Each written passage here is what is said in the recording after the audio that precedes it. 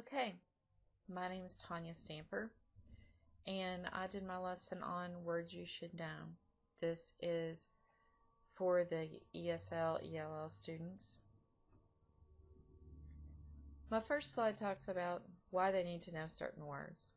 I bring out that they're in school every day, they hear many words spoken, they're required to say these words, understand them, write personal narratives, and so forth. They also live in the community and they're required to know certain words for their own safety and for everyday life. And I also like to acknowledge and emphasize that it really is a wonderful thing to know more than one language and to have respect for their language and help them to have respect for the English language as they're learning that and helping their families also. I'm going to start out with words at school. And of course, they're on here: teacher, student, calendar, desk and chair, dictionary, pencils, school bus.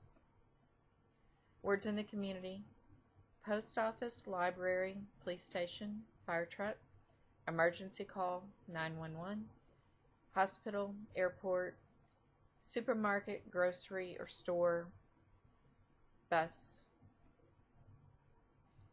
Now the next slide, what we're going to do is read these words together.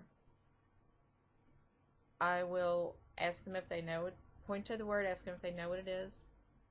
We will all say the word aloud, and we will talk about what each picture is, what the definition of that word is. We'll continue with that activity on the next page for the community words. And on this, because it really is important, I believe I'm going to make sure that they understand what 911 is all about. Times to call, times not to call. I believe we need life skill lessons in with our ESL language lessons.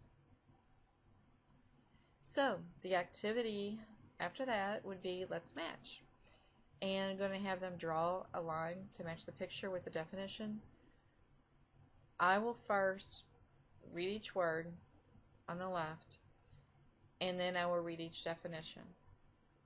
Then I'm going to have the students come up one by one, pick whatever word they would like on the left, whatever they're comfortable with, and then have them match that to the definition on the right, and then have them read that definition out loud.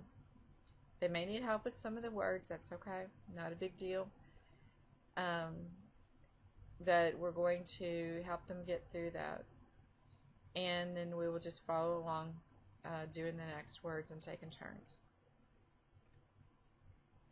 We're going to continue that activity on the next slide, and I have mixed up the words between the school and the community words so that they don't memorize them, what goes with what.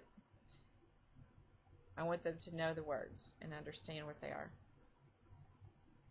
That'll continue. Then, how did you do? Let's tally it up. This activity is going to help me to understand, help them to understand where we are right now. Did they think it was easy? Did they think it was difficult? We're going to do like a little tally sheet, a little graph to see how they felt about it. See if they thought it was fun. And I'm going to let them know it's okay if they thought it was difficult. It's okay if they had problems with some of the words. They are difficult words, some of them. Even though they see them every day, doesn't mean that they're easy to read or easy to understand the definition and to match them into right sentences. So we're going to see how they felt about it and see if there's anything we need to do different. On this one, I really like this exercise. I call it more help. Complete the sentences. So I am going to the blank, which obviously is library, to get some books. I need help. I will call 911. So that'll continue. I like my last sentence. My blank is very nice. She helps me learn new words. My teacher, of course, which would be me. Okay, I think that lesson will go over pretty well with um, them being able to make the connection between the words in the sentence. What's next? Once they learn the words, what happens next? Or once we do this activity. So it says, I'll print out this PowerPoint for you to take home to study. I want them to go over these words. I want them to share it with their parents and practice. And then this week, you will think up and write your own sentences for these words. I want them to use some imagination and use these words and try to think some things up. You will also write a short story, 1 page long, using as many of these words as you can. I don't want this to be difficult. I don't want it to be an irritating exercise or assignment, but I just want them to do their best. I don't want to make it more than 1 page, but I want them to at least try as hard as they can to get a page out of it. I'll see how they're doing with that. And then I might have to make a few changes. On Friday, you'll have a quiz on half of these words. I don't want to do all the words at one time. That's too much. But I want them to practice all of the words throughout the week. And I don't want them to know which words will be on the quiz. I want them to practice all of the words and be ready for it. The results of your quiz will determine when you are quizzed on the next half. And that will be my choice. The next words, I'll see how much they've learned, how they're doing on it. We may have some repeats of the words from the first quiz. So we'll just see how it goes and what type of lesson will come about that next week based on that first quiz.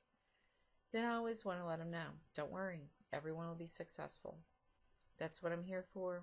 I want them to be successful, and I don't want them to feel overwhelmed.